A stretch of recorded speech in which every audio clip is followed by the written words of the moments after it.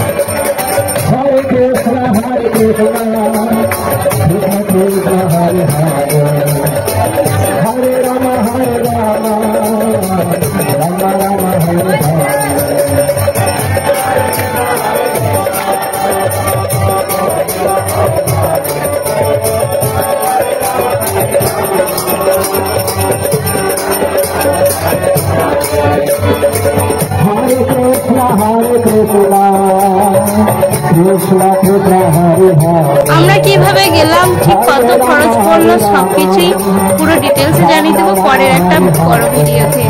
দেখতে থাকুন, ভালো লাগবে। আসছি, দেখা হচ্ছে পরে।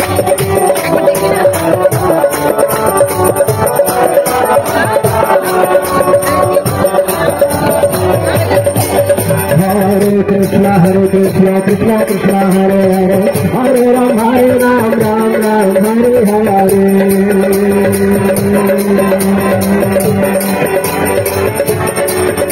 हरे कृष्णा कृष्णा कृष्णा हरे हरे, हरे राम राम राम हरे हरे।